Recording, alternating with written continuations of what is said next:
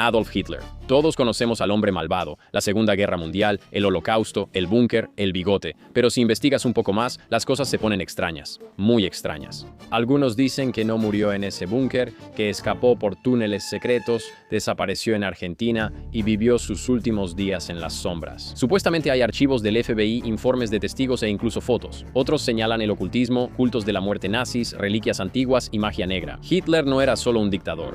Estaba obsesionado con el destino, los símbolos y reescribir la historia a través de la sangre y el poder. Y para algunos, incluso con los ovnis. Algunos afirman que los nazis estaban trabajando en platillos voladores en el Ártico. Y mientras más profundizas en la historia de Hitler, más se empieza a desdibujar la línea entre los hechos y la extraña ficción. Pero esto no es solo una lección de historia. Esto es un agujero sin fondo. Así que prepárate porque hoy nos sumergiremos en el oscuro, controvertido y conspirativo mundo de Adolf Hitler. Vamos a sumergirnos.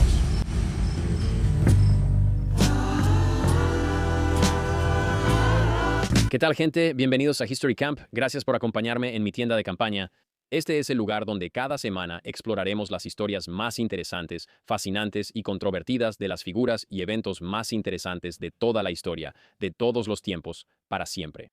Mi nombre es Mark Gañón y estoy acompañado por mi querido amigo Gabriel Reyes. Gabe, ¿cómo estás? Muy bien, muy bien, muy bien. Suficiente de todo eso. Chicos, vamos a estar lanzando estos episodios cada semana. Y hoy vamos a sumergirnos en una de las figuras más controvertidas y debatidas de toda la historia. Vamos a repasar toda su vida, su crianza, qué lo convirtió en el monstruo que es, e incluso vamos a adentrarnos en las extrañas fascinaciones ocultistas del Tercer Reich y del propio Hitler. Pero empecemos desde el principio, porque aunque no lo creas, Hitler no nació ya con un pequeño bigote y un plan para dominar el mundo y cometer genocidio. Voy a ser honesto, el inicio de la vida de este tipo es algo aburrido. 20 de abril de 1889, en un pequeño pueblo justo en la frontera entre Austria y Alemania. Este tipo, Adolf Hitler, nació. Su papá, Alois, trabajaba como funcionario de aduanas. Y por lo que dicen, era un tipo un poco gruñón. Típico padre vienés alemán, muy estricto. Su madre, Clara, era todo lo contrario. Ella era de voz suave, estaba muy pendiente del pequeño Adolf y sinceramente fue la única persona a la que él pareció amar de verdad en toda su vida. Y al crecer, Hitler no era ningún tipo de genio, ni un futuro supervillano. Y creo que muchas veces nos gusta ver a estos, ya sabes, terribles monstruos a lo largo de la historia y crear estas historias de monstruos. Y creo que a veces, al ver a estas personas como, ya sabes, pura maldad, descuidamos lo que hace que la gente sea así. Y a veces dejamos que la historia se repita. Así que creo que al tener una visión completa de todos estos terribles dictadores, podemos tener una idea más sólida de qué los hace ser así y cómo detenerlo. Así que al crecer, él era simplemente un niño normal. Su mayor sueño de niño era ser artista. Sí, Adolf Hitler pensaba que iba a ganarse la vida como pintor. Y aquí está lo interesante. No era un mal artista. Sabía dibujar, ya sabes, edificios muy bien. Sus bocetos arquitectónicos en realidad eran bastante sólidos. Pero las personas, los rostros, las emociones, no eran su fuerte. Sí, prácticamente no podía capturar eso en absoluto, y eso se vuelve una constante en su vida. Es bueno con la estructura, entendiendo, ya sabes, como las líneas generales de las cosas, pero muy malo con las personas y manejando las emociones. Así que avancemos rápido hasta 1907. Tiene 18 años, vive en Viena y lleno de confianza solicita ingresar a la Academia de Bellas Artes de Viena, que básicamente era como el Harvard de las escuelas de arte en ese entonces, pero lo rechazan, no una vez, sino dos. Primero en 1907 y luego otra vez en 1908. Ambas veces le dijeron directamente, no sirves. Ese mismo año, su madre muere de cáncer de mama, lo cual le afecta muchísimo. Recuerda, ella era una de las pocas personas que realmente amó en su vida, y simplemente se rinde, sin escuela, sin trabajo, sin planes. Y eventualmente terminó viviendo en albergues para hombres, y, ya sabes, en lugares parecidos a casas de acogida en Viena, básicamente sin hogar, y sobrevivía vendiendo pequeñas postales de acuarela en la calle. Pero durante este tiempo, algo más empezó a crecer. Mucho resentimiento y mucha culpa. Y en vez de mirar hacia adentro, ya sabes, como tal vez debería tomar más clases de arte o enfocarme en algo que realmente pueda hacer bien y, ya sabes, ayudar al mundo, él empezó a culpar a otros por sus fracasos, específicamente a las personas de fe judía. Él creía que ellos controlaban el mundo del arte, la prensa y los bancos, lo que sea. Al final, no era su culpa, sino la culpa de una pequeña minoría de personas. En su mente, ellos eran los dueños de todo. Así que empezó a leer periódicos antisemitas y, ya sabes, se juntaba con grupos nacionalistas y empezó a tragarse esta ideología racista y tóxica como si fuera su salvación. Y ahí es también donde entra su obsesión con el nacionalismo alemán, lo cual es un poco raro porque recuerda, él es austriaco, pero en su mente, Austria es solo un desastre. Él creía que el pueblo alemán era más fuerte, que eran más inteligentes, que eran más puros, lo que sea que eso signifique. Él veía un imperio alemán unido como algo poderoso y casi sagrado de alguna manera, lo que hacía que su identidad fuera menos la de un ciudadano austriaco y más la de un aspirante a héroe alemán. Y vemos esto todo el tiempo a lo largo de la historia, ¿verdad? Estos, ya sabes, líderes militares que nacen en un lugar, pero que eventualmente usurpan los gobiernos de otros lugares, ¿verdad? Me refiero a Napoleón, y ya sabes, muchísimos aventureros y cosas así del pasado que nacían en un lugar diferente y luego navegaban y hacían conquistas para otra nación. Así que hablemos del ejército austriaco, ¿de acuerdo? A los 24 años Hitler era elegible para ser reclutado. Pero aquí hay un giro. Él no quería servir, ¿verdad? En ese entonces, la guerra era brutal y él no quería morir en una trinchera. Así que simplemente se fue, de verdad. Simplemente dejó Austria y cruzó ilegalmente a Alemania. El primer migrante ilegal, ¿verdad, Gabriel Res? Está bien, está bien, está bien. Y esto no fue un acto valiente de soldado ni nada por el estilo. Solo estaba tratando de evitar el servicio militar por completo. Pero unos años después, algunas cosas cambiaron. Llega 1914, y si sabes algo sobre la historia europea, asesinan al archiduque Francisco Fernando. ¡Boom!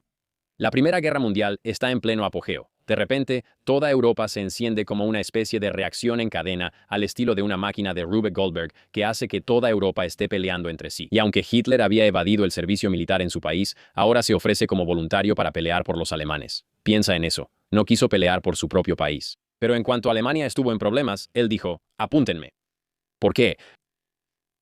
Mucha gente ha especulado, se asume que la guerra le dio un propósito, y ya sabes, había pocos otros trabajos en ese momento, así que, por primera vez en su vida, sintió que pertenecía a algo, ya no estaba fracasando. Llevaba un uniforme, portaba un rifle y luchaba por la nación que idolatraba. Y esto no se trataba de gloria, se trataba de tener una especie de estructura.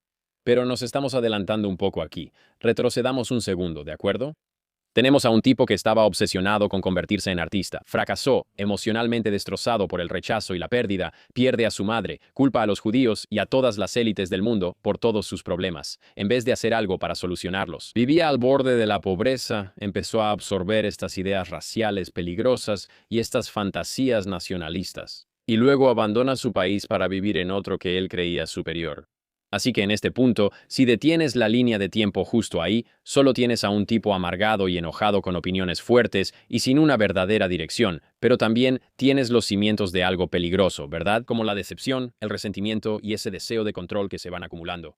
Y lo que lo hace increíble es lo cerca que estuvo esta versión de Hitler de desaparecer por completo en la historia y, ya sabes, convertirse en otro artista que lucha por sobrevivir. Nadie habría recordado su nombre. Habría sido uno de esos tristes casi que nunca lo lograron. Pero en cambio, el mundo fue a la guerra y esa guerra le dio a Hitler exactamente lo que quería. Propósito, poder y el chivo expiatorio perfecto para culpar a todos los demás. Y aquí es donde la historia realmente, ya sabes, cambia porque después de esto, él ya no está pintando, ya no está sin hogar. Y empieza de verdad su avance para apoderarse del mundo. Ahora, recuerda, este tipo evadió el servicio militar en Austria, pero en cuanto Alemania declara la guerra, él se mete de lleno. Y Alemania dice, claro, necesitamos a todos los que podamos. Así que, boom, Hitler se une al ejército de Baviera como soldado raso, no como líder ni como oficial de alto rango. Básicamente es como un soldado de infantería, y su trabajo, él solo es un mensajero. Es como un mensajero, lo cual suena algo arriesgado, ¿no? Básicamente, tiene que llevar mensajes de un lado a otro entre las trincheras y los puestos de mando, mientras las bombas y las balas, ya sabes, vuelan por todos lados. Y recuerda, en ese momento, la guerra de trincheras era lo principal, y había muy pocas formas de transmitir mensajes de ida y vuelta, desde las líneas del frente hasta el centro de mando. Así que solo necesitas personas que lleven la información de un lado a otro.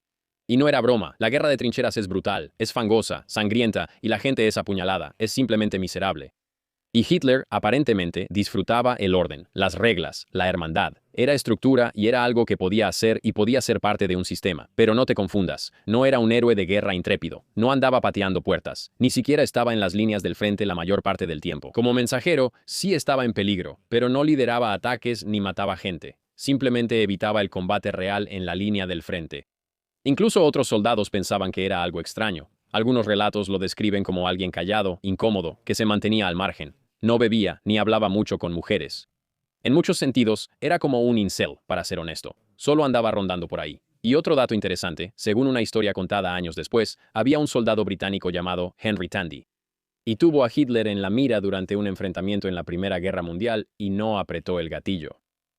La historia dice que Hitler, herido y desarmado, apareció tambaleándose y Tandy le perdonó la vida. Años después, cuando le mostraron una foto de Hitler, Tandy supuestamente dijo, sí, ese es el hombre al que no disparé. Ahora, si yo fuera Tandy, no habría dicho eso. Probablemente solo me habría quedado callado, ¿verdad? Yo habría dicho algo como, oye, nunca he visto a ese tipo en mi vida. El tipo que está destruyendo todo el mundo y causando un genocidio contra el pueblo judío. No, sí, tipo terrible, nunca lo he visto. Yo no diría sí tuve la oportunidad de acabar con todo ahí mismo y no lo hice. Ahora, por supuesto, los historiadores debaten si esto siquiera es cierto, pero el mismo Hitler supuestamente mencionó un incidente exactamente así. Y te hace preguntarte qué tan cerca estuvo el mundo de evitar todo lo que siguió. Aún así, a pesar de evitar en su mayoría las líneas del frente, Hitler fue herido 2 veces en la Primera Guerra Mundial. La primera vez fue en octubre de 1916 durante la Batalla del Somme. Fue alcanzado en el muslo izquierdo por una esquirla británica y pasó varios meses recuperándose en un hospital en Alemania antes de regresar a su unidad. Luego, en octubre de 1918, solo unas semanas antes de que terminara la guerra, un ataque con gas mostaza alcanzó a su regimiento en Bélgica y Hitler quedó temporalmente ciego y sufrió una irritación ocular severa. Uy. Pobre Hitler, ¿verdad? Irritación en los ojos. Ni siquiera es tan grave. Luego fue enviado a un hospital militar. Y fue durante estas estancias en el hospital, mientras estaba acostado en una cama con vendas en los ojos, que todo cambia. Es cuando escucha la noticia. Alemania se había rendido. La guerra había terminado. Perdieron. Y Hitler, una vez más, está devastado, destrozado. No lo veía como una derrota militar, lo veía como una traición cósmica. En su mente, Alemania todavía tenía fuerzas para luchar, pero los políticos, especialmente los de su país, según él, apuñalaron al ejército por la espalda. Así lo llamaba él, el mito de la puñalada por la espalda. Por cierto, eso no es verdad. Alemania perdió limpiamente, no tenían ninguna posibilidad de ganar la guerra, pero Hitler no podía aceptar la realidad. Así que se aferró a esa fantasía, causando lo que se convertiría en una de las mentiras más grandes que jamás contaría, y millones de personas terminarían creyéndola. Ahora, la Alemania de posguerra es un completo desastre. Quiero decir, la economía del país está hecha pedazos. Hay medidas de austeridad, la inflación está fuera de control, la gente se está muriendo de hambre, los soldados regresan a casa y no tienen nada. Y el Tratado de Versalles, el acuerdo de paz que básicamente termina la guerra, simplemente aplasta a Alemania con todos los castigos que puedas imaginar. Deuda, pérdida de territorio, culpa, humillación. Y para un tipo como Hitler, que ya está enojado y radicalizado, este es el momento que esto es gasolina para él. Entonces, ¿qué hace? Se queda en el ejército un tiempo, pero no como soldado. El ejército lo usó casi como un espía, alguien encargado de recopilar información, enviándolo a asistir a reuniones políticas para informar lo que decían los diferentes grupos. Y así es como Hitler se topa con una pequeña reunión del Partido Obrero Alemán. Esto fue en septiembre de 1919.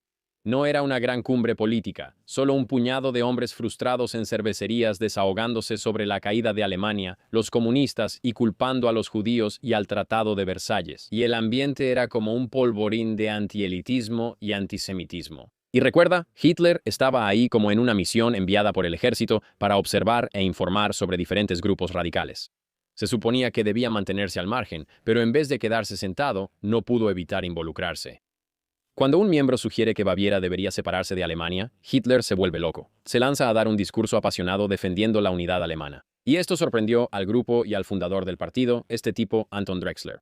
Y lo escuchan, y así de fácil, Hitler es invitado a unirse al partido.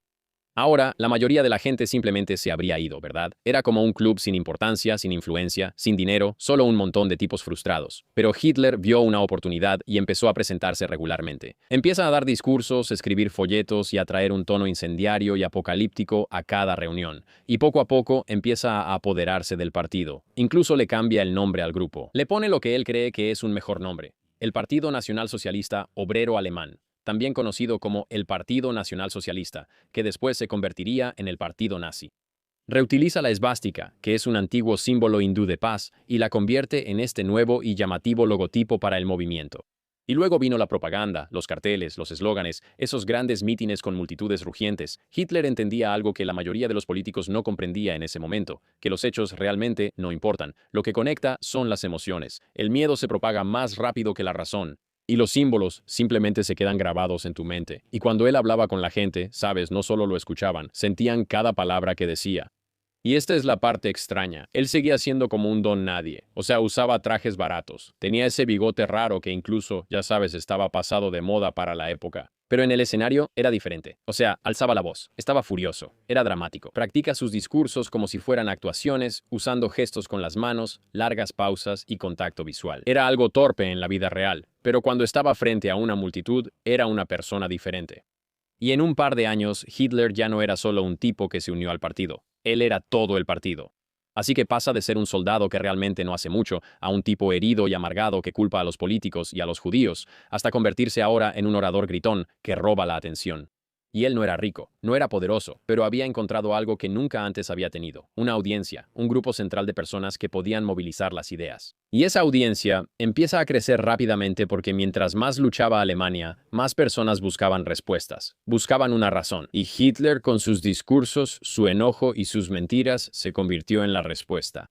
¿Qué tal, amigos? Vamos a tomar un pequeño descanso porque tú tienes un pequeño negocio, o tal vez trabajas para uno, y estoy a punto de hacerte la vida mucho más fácil. Supongamos hipotéticamente que tienes un pequeño, ya sabes, negocio de muebles, ¿verdad? Y te cuesta trabajo llevar el control de las materias primas, el calendario de producción, la facturación a los clientes, todo eso. Bueno, por eso quiero hablarte de Odoo, ¿de acuerdo? Porque con Odoo es una plataforma empresarial todo en uno que agiliza todo. Ahora tienes gestión de inventario, tienes manufactura, tienes aplicaciones de contabilidad que harán que todo sea mucho más sencillo. Así que ahora, si tienes un pequeño negocio, puedes monitorear el inventario en tiempo real, programar la producción de manera más efectiva y puedes enviar facturas automáticamente, todo desde una sola plataforma. Además, obtienes un CRM personalizado para rastrear oportunidades de venta y dar seguimiento a clientes potenciales, aumentando tus tasas de cierre. En el pasado, probablemente tendrías que conseguir, ya sabes, a algún operador de la Ivy League, una persona de negocios que pudiera hacer que todo sucediera por ti. Pero ahora, con Odoo, todo eso ya no es necesario. Y estoy seguro de que estás pensando, ok,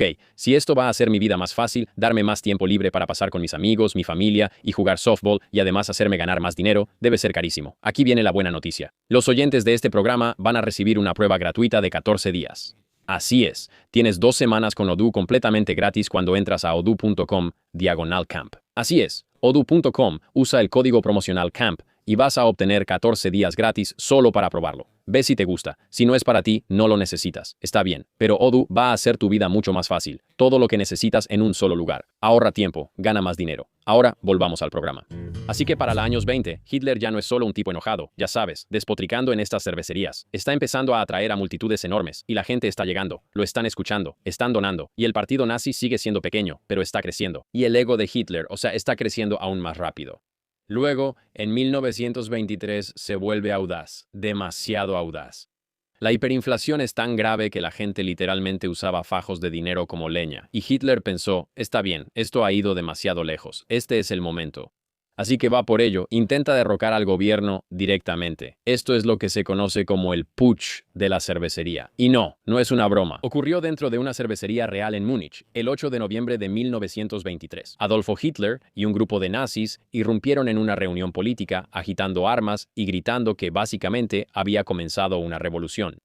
Incluso secuestraron a funcionarios locales tratando de obligarlos a unirse al golpe. Y a la mañana siguiente, marcharon por la ciudad con 2.000 simpatizantes esperando ganarse al ejército y al público. Y absolutamente funciona. ¿Qué va? Ni de cerca. Quiero decir, fue un fracaso total. La policía los encontró en la calle, lo que llevó a un tiroteo. 4 policías y 16 nazis murieron. Se dice que Hitler cayó al suelo y se dislocó el hombro. Huyó de la escena. Más tarde lo encontraron envuelto en una manta y temblando, escondido en la casa de un simpatizante del movimiento nazi, y fue simplemente un fracaso total. Pero lo interesante es que este fracaso lo hace más famoso. En lugar de ser ejecutado por traición, lo cual absolutamente pudo haber ocurrido en Alemania en ese momento, lo someten a juicio y el juicio le da algo que no esperaba, la atención nacional. Los periódicos cubrieron cada palabra que dijo, y Hitler, de alguna manera, lo trató como una gira de prensa. Dio estos largos discursos, una vez más, culpando al Tratado de Versalles, a las élites, a los judíos, al gobierno, a todo menos a sí mismo. Y de alguna manera, el tribunal le da una sentencia bastante leve, 5 años de prisión. Y aquí está lo sorprendente. solo cumple 9 meses. Y en ese tiempo, mientras está en prisión, escribe un libro, un manifiesto, tal vez, y probablemente hayas escuchado el nombre Mein Kampf. Se traduce como Mi lucha, y es un poco un desastre, o sea, es en parte autobiografía, en parte manifiesto político y en parte como un discurso desquiciado. Expone todas las ideas retorcidas en las que cree: la superioridad racial, el antisemitismo, la necesidad de que Alemania conquiste más tierras, específicamente en el este. Y no es solo un vistazo a su mente, es como un plan completo de lo que cree y lo que planea hacer. La mayoría de la gente no lo toma muy en serio en ese momento, y eso resultará ser un gran error. Lo escribió con la ayuda de su compañero de celda y un amigo suyo del partido, este tipo Rudolf Hess, dictando sus pensamientos mientras caminaba de un lado a otro. Y el libro realmente no se vende bien al principio, pero después, cuando llegó al poder, básicamente se convierte en una lectura obligatoria dentro de la Alemania nazi. Se les daba a los recién casados como parte de los paquetes de regalos de bodas del Estado, a los estudiantes que se graduaban de la escuela o que se unían a las juventudes hitlerianas. Y por supuesto, estaba, ya sabes, en todas las bibliotecas y la gente prácticamente estaba obligada a tenerlo. Así que cuando Hitler sale de prisión a finales de 1924, tenía una nueva estrategia. Se dio cuenta de que las revoluciones no funcionan, no cuando el sistema es, ya sabes, demasiado fuerte. Así que cambia el guión. Si no puedes tomar el poder por la fuerza, tómalo legalmente. Así que reconstruye el partido nazi, pero esta vez era más limpio, más organizado, dejó atrás el caos salvaje y empezó a enfocarse en la imagen. La propaganda se convirtió en una ciencia. Los carteles y los discursos están cuidadosamente controlados. Crea grupos juveniles y organizaciones de mujeres, estos mítines de estilo militar, básicamente tratando de hacer que todo se sienta como un movimiento. Está jugando a largo plazo. Y para finales de la década de los años 20, el partido nazi está creciendo, pero todavía no es enorme. Y luego llega la Gran Depresión en 1929, y obviamente sabemos sobre la Gran Depresión en Estados Unidos, pero lo que algunas personas no se dan cuenta es que Alemania también siente los efectos de esta enorme recesión económica, y eso lo cambia todo. Alemania queda devastada, el desempleo se dispara y el público está enojado y desesperado. Pero esta vez, Hitler está listo, y su mensaje es simple. Yo lo arreglaré, haré que Alemania sea fuerte, y podemos culpar a los comunistas, culpar a los traidores, culpar a los políticos y culpar a los judíos. Y no necesitaba tener razón, solo necesitaba ser escuchado y necesitaba hacerse sentir. Y para 1932, el partido nazi se dispara en popularidad, convirtiéndose en el partido más grande en el Parlamento alemán, conocido como el Reichstag. Ese mismo año, Hitler se postuló para presidente contra Paul von Hindenburg y perdió. Pero no importó porque el partido nazi aún tenía una gran influencia política. Y en una decisión que parece absolutamente loca en retrospectiva, los conservadores en el poder pensaron que podrían controlar a Hitler haciéndolo parte del sistema. Pensaron, bueno, le daremos un poco de poder, se va a calmar y nosotros seguiremos al mando, podemos usarlo. Así que en enero de 1933, Hindenburg nombró a Hitler como canciller de Alemania, el segundo puesto más poderoso del país. Y esto fue un gran error porque Hitler no quería ser el segundo y no iba a esperar mucho tiempo. Solo un mes después, en febrero de 1933, el edificio del Reichstag se incendió y Hitler inmediatamente culpó a los comunistas. Dijo que los comunistas efectivamente provocaron este incendio y humillaron a Alemania, y luego usó el caos y el miedo para convencer al presidente Hindenburg de firmar el decreto del incendio del Reichstag, que le otorgó a Hitler amplios poderes de emergencia. Algunas personas han teorizado que el incendio del Reichstag en realidad fue una operación de bandera falsa, que esto fue hecho por los nazis para crear una falsa emergencia caótica que Hitler pudiera usar para usurpar el poder de Hindenburg. Y eso es básicamente lo que pasó. De la noche a la mañana, los derechos civiles fueron eliminados. La libertad de expresión, de prensa, de reunión, todo desapareció. El gobierno podía arrestar a cualquiera sin juicio, censurar cualquier cosa y silenciar a la oposición. Alemania se había convertido en un estado policial. Y lo aterrador es que todo se hizo legalmente. Luego, unas semanas después, Hitler aprobó la ley habilitante que le dio el poder de hacer leyes sin la aprobación del Parlamento. Y en resumen, ahora tenía el control, o sea, ya no hay democracia, ¿verdad? Si no tienes libertad de expresión ni derecho de reunión y una sola persona puede aprobar leyes unilateralmente, tienes una dictadura. Y así, en el lapso de 2 meses, Adolf Hitler pasó de canciller a gobernante absoluto. Sin golpe de Estado, sin toma forzada del ejército, solo una combinación de miedo, manipulación y el momento adecuado. Así que pasa de estar en prisión a básicamente controlar todo el gobierno en menos de 10 años. Es uno de los regresos políticos más sorprendentes de la historia y sin duda el más peligroso. Quiero decir, ahora la maquinaria nazi está funcionando a toda velocidad y Hitler está a punto de llevar a Alemania y al resto del mundo por un camino oscuro. Así que para 1939, Hitler no solo hablaba de hacer grande a Alemania, sino que activamente la estaba reconstruyendo como una máquina de guerra. A pesar de que el Tratado de Versalles limitaba a Alemania para que no tuviera demasiado poder militar, Hitler había estado rearmando a Alemania en secreto, y luego abiertamente durante años. Me refiero a tanques, aviones, submarinos, lo que quieras. Ya se había salido con la suya con algunas jugadas bastante atrevidas. En el 38 anexó Austria en lo que se llamó el Anschluss. Y curiosamente, la mayoría de los austriacos en realidad lo recibieron con agrado, lo cual es algo loco de pensar ahora. Luego tomó partes de Checoslovaquia con el Acuerdo de Múnich, donde Gran Bretaña y Francia básicamente dijeron, está bien, puedes quedártelo, pero solo no empieces una guerra. Tienes que entender, Neville Chamberlain, el primer ministro de Inglaterra en ese momento, él era reacio a crear, ya sabes, otro conflicto, otra guerra mundial, como la que vio ocurrir en 1914. Pero el 1 de septiembre de 1939, él hace exactamente eso. Las fuerzas alemanas irrumpieron en Polonia usando un estilo de guerra conocido como Blitzkrieg, que básicamente era una guerra rápida destinada a abrumar al enemigo. Y no se trataba solo de poder, sino de velocidad y coordinación. Y tenían tanques atravesando las defensas, aviones brindando apoyo aéreo e infantería siguiendo para asegurar el territorio. Y básicamente el ejército polaco realmente no tenía oportunidad. Ellos confiaban en que los franceses y los británicos los defendieran. Y después de esto, Gran Bretaña y Francia finalmente se armaron de valor y le declararon la guerra a Alemania. Y la Segunda Guerra Mundial había comenzado oficialmente. Pero Hitler apenas estaba comenzando. En la primavera de 1940 también lanzó lo que los alemanes llaman el Fallgelb. Esto también se conoce como Caso Amarillo. Las fuerzas alemanas arrasaron Dinamarca y Noruega, luego se dirigieron al oeste e invadieron Bélgica, los Países Bajos y Luxemburgo para evitar la línea fuertemente defendida de Francia. Los franceses, que se suponía tenían uno de los ejércitos más fuertes de Europa, colapsaron por completo y París cayó en solo 6 semanas. En una jugada muy audaz de la que, de hecho, hablé con el profesor Benjamin Hett en otro episodio que puedes revisar. Fue una maniobra militar fascinante realizada a través de Bélgica que básicamente abrumó a las fuerzas francesas. Y para ser realmente mezquino, Hitler hizo que los franceses firmaran su rendición en el mismo vagón de tren donde Alemania se había rendido en la Primera Guerra Mundial. Solo para que te des una idea del rencor que este tipo guardaba. Así que para el verano de 1940, Hitler controlaba la mayor parte de Europa continental.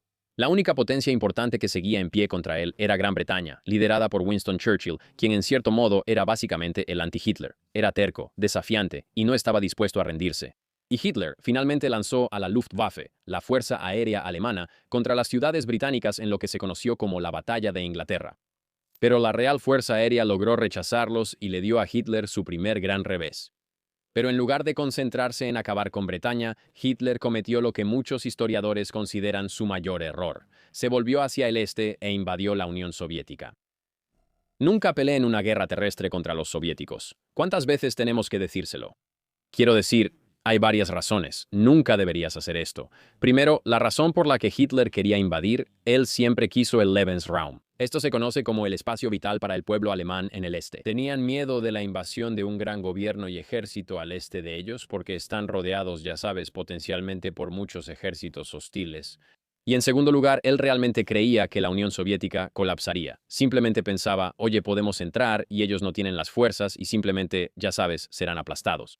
Y sus generales le dijeron que tomaría unas 10 semanas destruir al Ejército Rojo. Spoiler, no es así. Y la tercera razón por la que Hitler estaba tan obsesionado con destruir a los, ya sabes, los soviéticos, era lo que él llamaba bolchevismo judío.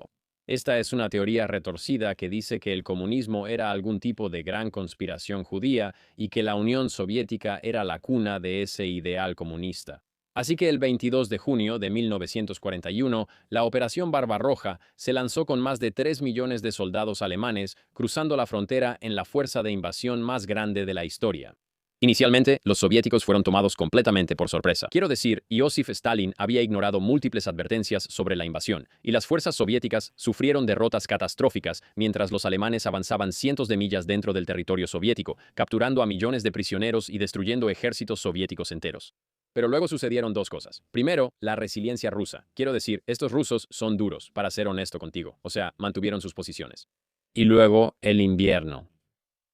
Así como Napoleón lo aprendió más de un siglo antes, el invierno ruso no es una broma. Los soldados alemanes, a quienes les habían dicho que estarían en casa para Navidad, quedaron atrapados en temperaturas de -40 grados.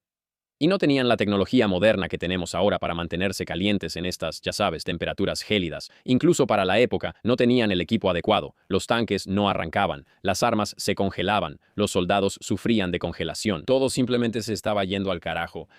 Mientras tanto, a medida que los alemanes avanzaban más profundamente en territorio soviético, pensaban que estaban a punto de lograr una victoria rápida. Pero los soviéticos no se estaban retirando, estaban retrocediendo estratégicamente. Y mientras lo hacían, implementaron la brutal táctica de tierra arrasada. Volaban vías de tren, quemaban cultivos, destruían fábricas, todo lo que pudiera ser potencialmente útil para los alemanes, lo destruían. Pueblos enteros fueron evacuados e incendiados. No era solo una táctica, era algo personal. Si los nazis querían la tierra, se congelarían y morirían de hambre. Justo cuando las cosas empezaban a desmoronarse en el frente oriental, llegó otra bomba, literalmente. El 7 de diciembre de 1941, Japón bombardea Pearl Harbor, estrellando aviones kamikaze directamente contra una base militar, arrastrando a Estados Unidos a la guerra. Ahora, uno pensaría que Hitler habría tomado esto como una oportunidad para hacer una pausa y reevaluar, pero no. En una de las decisiones estratégicas más tontas de la guerra, él voluntariamente le declaró la guerra a Estados Unidos unos días después. ¿Por qué? Porque él asumió que Japón le devolvería el favor declarando la guerra a la Unión Soviética, cosa que no hicieron. En cambio, Hitler simplemente le entregó a los aliados una superpotencia con la mayor capacidad industrial del mundo, océanos de recursos y manufactura y, sobre todo, libertad. Así que, para finales de 1941, Hitler no solo estaba empantanado por el invierno ruso, ahora está luchando una verdadera guerra mundial contra las tres naciones aliadas más poderosas: Gran Bretaña, los soviéticos y los Estados Unidos. Y afortunadamente, como sabemos, no termina bien. Pero mientras la Segunda Guerra Mundial arrasa a Europa, algo más oscuro se está desarrollando detrás de las líneas del frente, algo de lo que muchas personas en el mundo no estaban completamente conscientes, algo que Hitler había insinuado durante años, pero que el mundo no logró comprender del todo. Genocidio.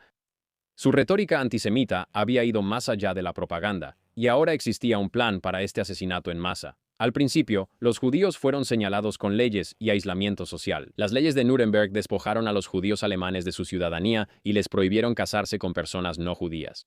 En todos los territorios ocupados, los judíos básicamente fueron obligados a usar estas estrellas de David amarillas para que pudieran ser identificados fácilmente. Sus trabajos, hogares y derechos les fueron arrebatados fundamentalmente y muchos fueron obligados a vivir en guetos. Esto es literalmente solo un lugar donde básicamente los pusieron, como una especie de prisión al aire libre, en zonas urbanas selladas y superpobladas. El gueto de Varsovia es uno muy famoso. Y en estos guetos, el hambre, las enfermedades y la desesperación eran rampantes.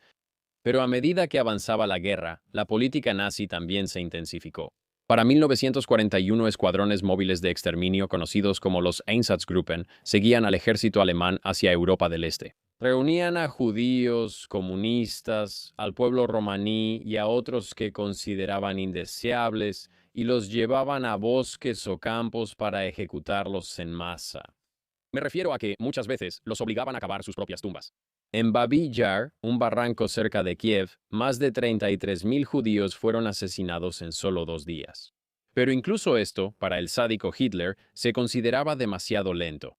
Así que en enero de 1942 altos funcionarios nazis se reunieron en una villa a las afueras de Berlín para lo que se conocería como la Conferencia de Wannsee, donde formalizaron la solución final a la cuestión judía, un plan para exterminar efectivamente a todos los judíos en Europa. Esto llevó a la construcción de campos de exterminio, no campos de trabajo, no prisiones, sino instalaciones construidas específicamente para matar personas de manera eficiente y en grandes cantidades. Quiero decir, Auschwitz, Treblinka, Chelmno, Majdanek, estos fueron los epicentros del genocidio.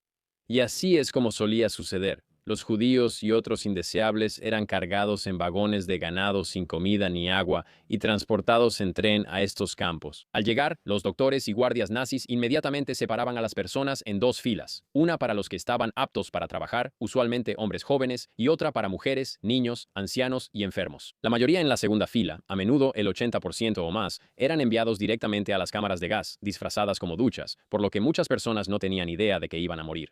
Dentro de las cámaras se liberaba Zyklon B, un pesticida a base de cianuro, lo que causaba que las víctimas se asfixiaran. Y luego los cuerpos eran arrastrados afuera y les quitaban los dientes de oro. Sus pertenencias personales eran clasificadas como chatarra industrial y después los cuerpos eran quemados en crematorios o en estas fosas comunes. Las personas a las que les perdonaban la vida eran utilizadas como mano de obra forzada, bajo condiciones brutales y a menudo mortales. Mientras muchos morían de hambre, golpizas o agotamiento, también se realizaban experimentos médicos en los prisioneros, especialmente en gemelos y niños, por los llamados doctores, como Joseph Mengele, quien, honestamente, es tan malvado y vil que quizá necesite su propio análisis. Cuando los campos fueron liberados, alrededor de 6 millones de judíos habían sido asesinados, 2/3 de la población judía de Europa. Pero no fueron los únicos. Los nazis también atacaron a los roma o gitanos, personas con discapacidades, personas homosexuales, testigos de Jehová, prisioneros de guerra soviéticos y millones de polacos y eslavos como parte de su campaña más amplia de limpieza racial basada en la ideología aria. Esto no fue al azar. No fue solo, ya sabes, no fue solo una parte de la guerra. Fue un sistema calculado de exterminio, planeado, aprobado y llevado a cabo por un Estado moderno. El Holocausto no fue solo uno de los crímenes más grandes de la historia, fue una advertencia de lo peligrosa que puede volverse la ideología cuando se combina con el poder y la indiferencia. Y para 1942 y 43, el impulso de la Segunda Guerra Mundial había cambiado, y no a favor de Hitler. Lo que antes fue una conquista impulsada por la Blitzkrieg se había convertido en un colapso lento y desgastante en todos los frentes. El punto de inflexión llegó en la batalla de Stalingrado, donde el Sexto Ejército alemán fue rodeado, aislado y finalmente destruido, perdiendo casi 2 millones de soldados en la batalla. Después de su derrota en Stalingrado, los alemanes lanzaron la Operación Ciudadela, un ataque masivo destinado a aislar estas áreas del frente controladas por los soviéticos alrededor de Kursk. Pero los soviéticos sabían que se acercaba y construyeron estas profundas líneas defensivas. Colocaron más de 500.000 minas y prepararon capa tras capa de trincheras, búnkeres y trampas antitanque. Y para julio de 1943, la historia fue testigo de la batalla de tanques más grande jamás librada, la batalla de Kursk. Pero los alemanes no lograron abrirse paso, y la victoria soviética marcó un retroceso irreversible del poder nazi en el este. Mientras tanto, los aliados llevaban la guerra a Alemania desde el aire. Una campaña de bombardeo estratégico arrasó ciudades enteras, destruyó fábricas y las casas de la gente. En el Atlántico, los submarinos alemanes eran cazados y hundidos en grandes cantidades. Luego, el 6 de junio de 1944, llegó el día D. Más de 150.000 tropas aliadas asaltaron las playas de Normandía, abriendo un enorme frente occidental. Los nazis ahora estaban siendo atacados por ambos flancos. Pero en lugar de enfrentar la realidad, Hitler se hundió aún más en la negación. Despidió a generales experimentados que le daban evaluaciones honestas y pragmáticas y los reemplazó con subordinados obedientes que solo le daban falsas esperanzas. Emitió estrictas órdenes de no retirarse, obligó a divisiones enteras a mantener su posición, incluso cuando eso significaba ser rodeados y aplastados. Y para ponerlo aún más loco, Hitler se volvió aún más desconectado, mirando mapas militares y dando órdenes a divisiones que ya habían sido aniquiladas. Literalmente estaba comandando ejércitos fantasmas, fingiendo que todavía existían, mientras el verdadero ejército alemán colapsaba a su alrededor. Y luego, incluso su propio círculo cercano empezó a volverse en su contra. Para el 20 de julio de 1944, el coronel Klaus von Stauffenberg y un grupo de oficiales intentaron asesinar a Hitler colocando una bomba debajo de una mesa de conferencias en la guarida del lobo. El complot casi tuvo éxito, pero una pata de madera de la mesa protegió a Hitler de la explosión y sobrevivió, apenas. Y su represalia fue brutal. Aproximadamente 5.000 personas fueron arrestadas, juzgadas y ejecutadas después de los hechos. Se dice que algunos incluso fueron ahorcados con alambre de piano y sus muertes fueron filmadas para que Hitler las viera personalmente, pero esas grabaciones nunca se han recuperado, así que nadie está completamente seguro. A principios de 1945 estaba claro que la guerra estaba perdida. Las tropas soviéticas avanzaban desde el este, capturando Budapest, Viena y acercándose a Berlín. Los aliados occidentales habían cruzado el Rin, adentrándose más en Alemania, y las armas milagrosas prometidas por Hitler, como el cohete Impi-2 y los cazas a reacción, llegaron demasiado tarde y en cantidades insuficientes para cambiar el curso de la guerra. Así que para este momento, Hitler no solo controla Alemania, él es Alemania. Su rostro está en todas partes, su voz está en cada radio. La gente literalmente está criando a sus hijos para que adoren al Führer, y todo se está desmoronando. Y detrás de todos los discursos y los saludos, hablemos de lo que realmente estaba pasando con este tipo detrás de escena, porque Hitler es raro, o sea, muy raro. Empecemos por su salud, ¿no? Por fuera se presentaba como alguien limpio, ya sabes, un líder ario disciplinado, de vida limpia, no bebía, no fumaba, era vegetariano, pero su cuerpo se estaba desmoronando. Y según todos los informes, Hitler tenía problemas digestivos crónicos, desde calambres hasta gases y flatulencia intensos. Su médico personal, el doctor Teodoro Morell, documentó literalmente que Hitler sufría de una presión intestinal severa. Así que el tipo que intentaba conquistar Europa lo hacía mientras estaba encorvado por el dolor de estómago. Y no termina ahí. Quiero decir, imágenes de los últimos años de la guerra muestran a Hitler visiblemente tembloroso, con una postura rígida y las manos temblorosas que a menudo mantenía detrás de la espalda. Algunos historiadores piensan que incluso podría haber sido la enfermedad de Parkinson, pero otros sugieren que podría haber sido una sífilis avanzada que no fue tratada durante años, porque, ya sabes, muchos de los síntomas son los mismos. Nunca se realizó una autopsia oficial, así que nunca lo sabremos con certeza, pero incluso su círculo más cercano sabía que algo andaba muy mal. Y si viste nuestro episodio sobre los dictadores más malvados que hice con mis amigos Derek y Hassan, quizá recuerdes la idea de que Hitler solo tenía un testículo. Esta era una teoría que se planteó, y podría ser cierta, aunque Alemania no proporcionó una autopsia oficial. Los informes de autopsia soviéticos afirman que este fue el caso, e incluso algunos soldados de la Primera Guerra Mundial dijeron que fue herido en la ingle durante la batalla. ¿Está verificado? No. ¿Podría ser propaganda de la Guerra Fría para hacerlo ver, ya sabes, algo emasculado y patético? Posiblemente, pero hay suficiente detrás del rumor como para que haya durado décadas. Y luego está la medicina, o como quieras llamar a lo que sea que estaba haciendo su médico personal. El doctor, Teodoro Morell, era menos un doctor y más como un traficante de drogas con bata de laboratorio, más o menos. O sea, Hitler recibía inyecciones diarias. No estoy hablando de sueros intravenosos ni de vitamina B12. Estoy hablando de metanfetaminas, opiáceos, gotas para los ojos de cocaína, testosterona y posiblemente hasta extractos de hormonas animales, incluyendo suero de testículos de toro. Y su doctor tenía más de 80 medicamentos diferentes registrados para Hitler, así que cuando Hitler tenía dolor de garganta, su doctor le recetaba estricnina. Literalmente es veneno para ratas, y Hitler lo tomaba. Y así de tanto confiaba Hitler en este tipo. Los historiadores también dicen que Hitler estaba drogado la mayor parte del día. La energía maníaca en sus discursos no era solo pasión. O sea, claro, era un orador apasionado, pero también podría haber sido solo metanfetamina. Sus cambios de humor, los arrebatos paranoicos, la negativa a aceptar malas noticias. Algunas personas sugieren que fue el cóctel farmacéutico que estaba tomando. La gente, ya sabes, literalmente pensaba que su energía era magnética, pero en realidad solo estaba, o sea, el tipo estaba completamente alterado. Y si todo esto no es lo suficientemente extraño, Hitler tenía debilidad por el cine, específicamente por las películas de Disney. No es broma. Se dice que consideraba a Blancanieves y los Siete Enanos como una de las mejores películas animadas de todos los tiempos. Estrenada en 1937, fue el primer largometraje animado y al parecer Hitler quedó tan impresionado por la calidad artística que, ya sabes, poseía acetatos originales, es decir, los celes reales que crean la película. Y él, ya sabes, estas piezas pintadas a mano eran muy coleccionables incluso en ese entonces y él las quería. Y no se detiene en Blancanieves, o sea, en su cine privado al parecer también tenía caricaturas de Mickey Mouse y las proyectaba.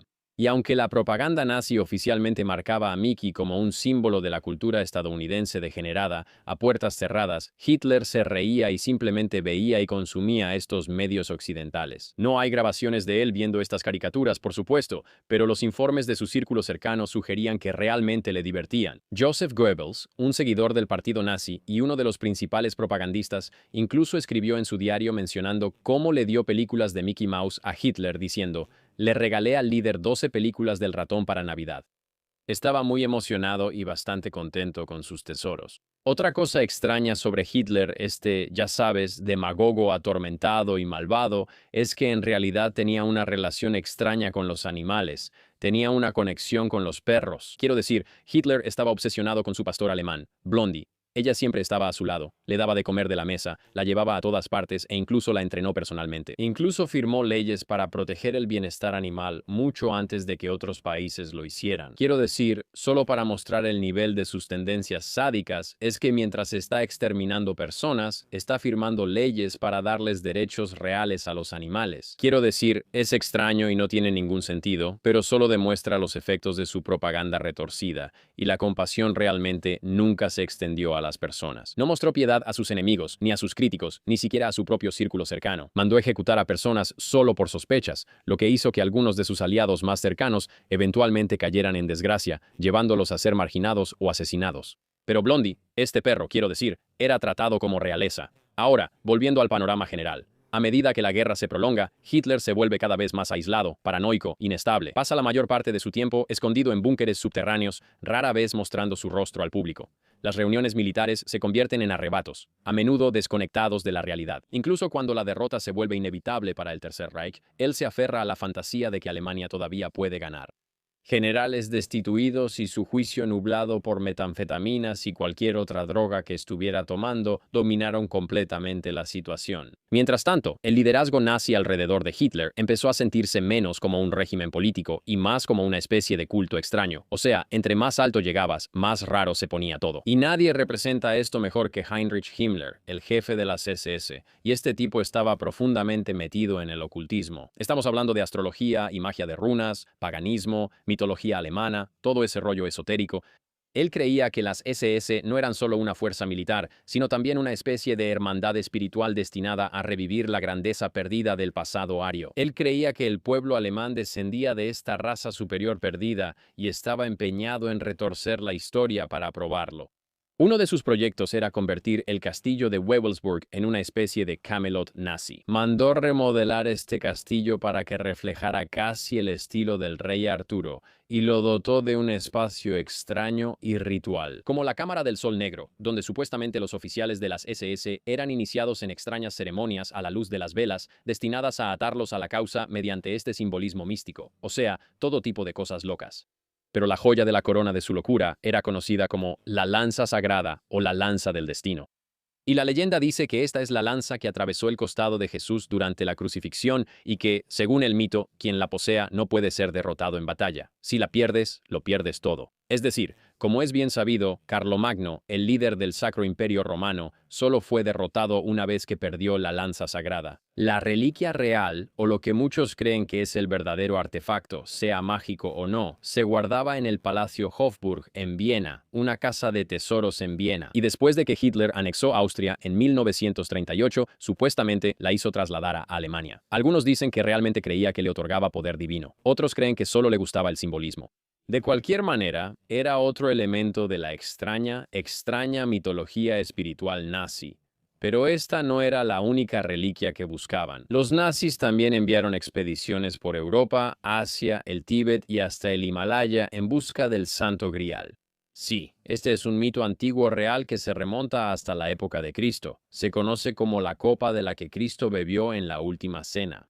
Y Himmler creía que si la encontraban, eso probaría su misión sagrada y les otorgaría poder eterno de los dioses, o conocimiento, o validación aria, o algo así. Depende un poco de la versión del mito que elijas.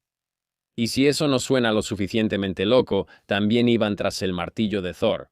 No es broma.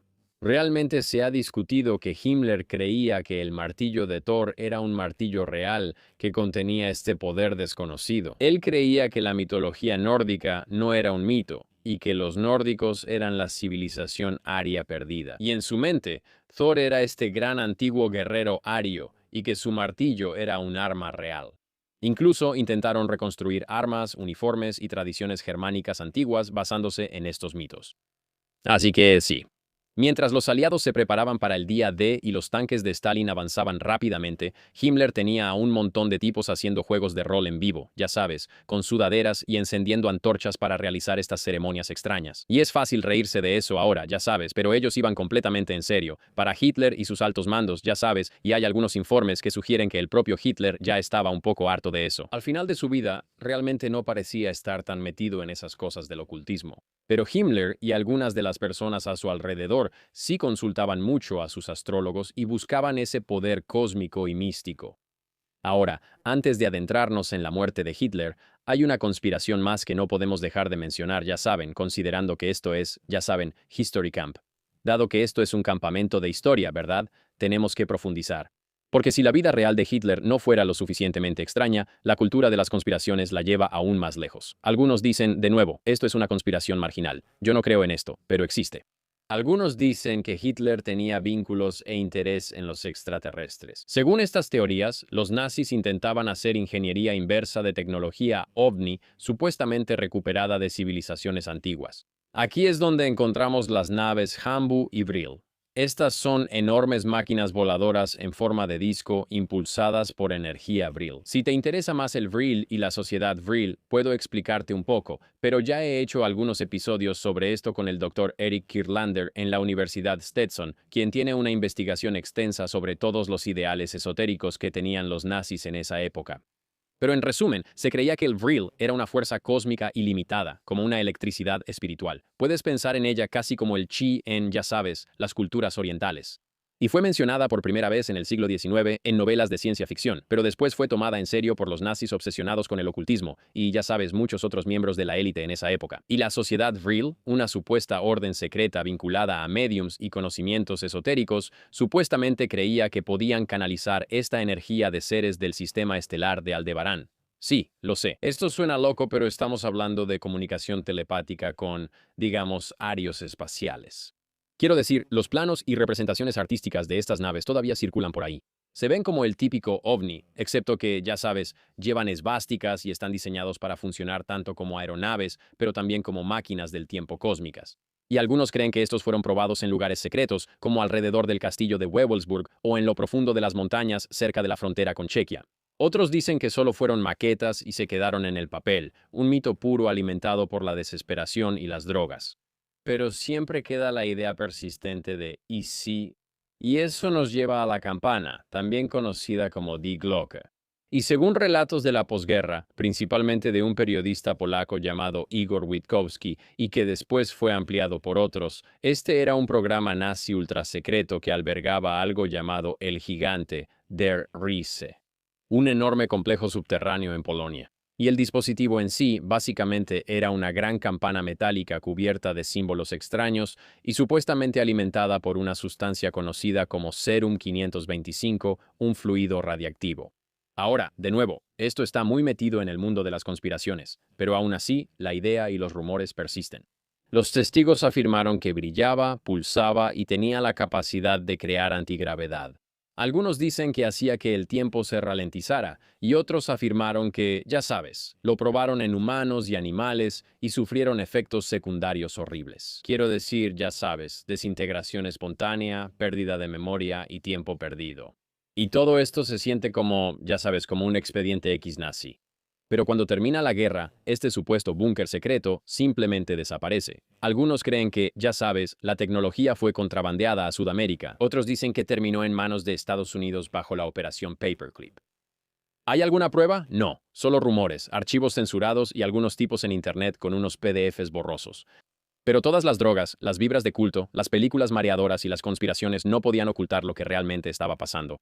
La maquinaria de guerra nazi estaba fallando. Los aliados avanzaban desde el oeste, los soviéticos se acercaban desde el este, y los bombardeos aéreos eran implacables. Así que, mientras las tropas soviéticas rodeaban Berlín, Hitler estaba atrincherado en el Führerbunker, debajo de la Cancillería del Reich.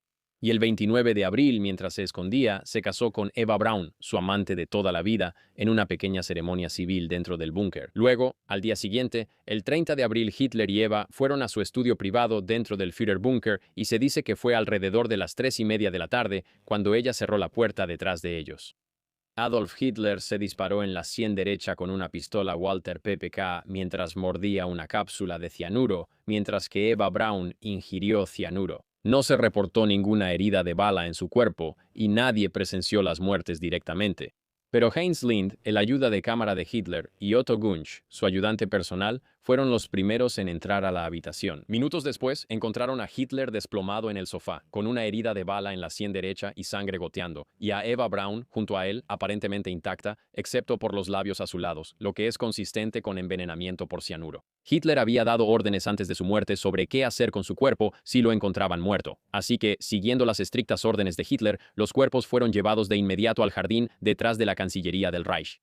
Y un pequeño grupo estuvo involucrado en la eliminación de los cuerpos, incluyendo a Otto Gunsch, Heinz Lind, Martin Bormann, Joseph Goebbels y oficiales de las SS como Peter Hogel y Erich Kempka. Colocaron los cuerpos en un cráter poco profundo causado por una bomba, los rociaron con gasolina y les prendieron fuego. Según Gunch y Lynch, se intentó quemar los cuerpos varias veces, ya que los intentos iniciales fallaron debido a la falta de combustible y a las condiciones climáticas. Y el grupo se mantuvo a distancia, saludó y se retiró al búnker mientras continuaba el bombardeo. Y para el 2 de mayo de 1945, las tropas soviéticas capturaron el búnker y encontraron restos calcinados en el jardín de la Cancillería, comenzando una investigación encubierta. La SMERSH, la agencia soviética de contrainteligencia, recuperó fragmentos que se creía que eran los restos de Hitler y Eva. Los restos dentales de Hitler, su mandíbula, su puente dental y coronas fueron identificados positivamente por su personal dental, incluyendo a la asistente dental Kath Heiserman y al técnico Franz Eckermann. También se encontró un cráneo entre los restos calcinados y actualmente se encuentra en Rusia. Pero el análisis de ADN realizado supuestamente determinó que es el cráneo de una mujer, no de un hombre, lo que llevó a algunos a creer que tal vez era el cráneo de Eva Braun. Pero, por supuesto, esto ha generado muchas teorías de conspiración sobre la verdadera muerte de Hitler y si tal vez escapó a Sudamérica. Ahora, un dato loco sobre Joseph Goebbels. Ya vimos que estaba en el búnker con Hitler, pero lo que mucha gente no sabe es que Goebbels también se suicidó y mató a su familia dentro del búnker solo un día después. Joseph estaba en el búnker con su esposa Magda y sus 6 hijos, y después de la muerte de Hitler, Goebbels se negó a huir. Y el 1 de mayo de 1945, Magda mató a sus 6 hijos usando cianuro. Y poco después, ella también tomó cianuro mientras Joseph o se disparó a sí mismo o también tomó cianuro con ellos. Algunos de los relatos sobre esto varían. Sus cuerpos también fueron encontrados cerca de la entrada del búnker y parcialmente quemados el 2 de mayo, el mismo día que encontraron a Hitler y Eva. Ahora, por supuesto, la gran pregunta que mencioné antes, aunque hay, ya sabes, pruebas sólidas como testigos presenciales, amigos e informes de que Hitler murió en su búnker ese día, la gente ha promovido todo tipo de teorías sobre su escape durante décadas. La más famosa es que Hitler salió de Alemania y huyó a Argentina. La historia dice que Hitler fue sacado clandestinamente, posiblemente en un submarino, y se escondió en la Patagonia bajo un nombre falso. Los partidarios de esta teoría suelen mencionar cómo 2 submarinos alemanes, el U-530 y el U-977, llegaron a Argentina meses después de que terminó la guerra, lo cual suena sospechoso si estás buscando una pista. Además, sabemos con certeza que altos mandos nazis como Adolf Eichmann y Joseph Mengele sí escaparon a Argentina. Así que eso hace que toda la idea parezca algo posible. Incluso el FBI investigó algunas pistas a finales de los años 40 y 50, afirmando que personas habían visto a Hitler en Sudamérica, pero nunca salió nada de eso. No hay fotos, no hay cuerpo, no hay pruebas reales. Todo esto recibió un impulso por un libro llamado Grey Wolf, que afirmaba que Hitler huyó a Argentina hasta los años 60, pero los historiadores básicamente destrozaron ese libro porque realmente no tiene fuentes. Otra teoría es que Hitler no se fue a Sudamérica, sino que se fue a la Antártida. Sí, en serio, esta es una teoría real. Esta se basa en la expedición nazi real de 1938-1939 a una parte de la Antártida que llamaron Nueva Suabia. Volaron aviones sobre esa zona y lanzaron marcadores con esvásticas y actuaron como si, ya sabes, estuvieran reclamando el lugar. Muchas teorías proponen que fue por la caza de ballenas y para intentar conseguir combustible adicional para sostener el esfuerzo bélico y, ya sabes, obtener más recursos. Pero después de la guerra surgieron rumores de que habían construido una base secreta allí, la Base 211, con búnkeres subterráneos y tecnología avanzada. Algunas versiones de la teoría sugieren que tal vez aquí es donde la tecnología Die Glocke que estaba en Polonia realmente fue a parar. A la gente también le encanta mencionar la Operación High Jump. Esta fue una enorme expedición de la Marina de los Estados Unidos a la Antártida en el 46 y 47 y dicen que en realidad fue una misión secreta para matar a Hitler o destruir la base. Pero, de nuevo, no hay evidencia, ni estructuras, ni planos, ni ninguna prueba de que realmente hayan construido algo ahí.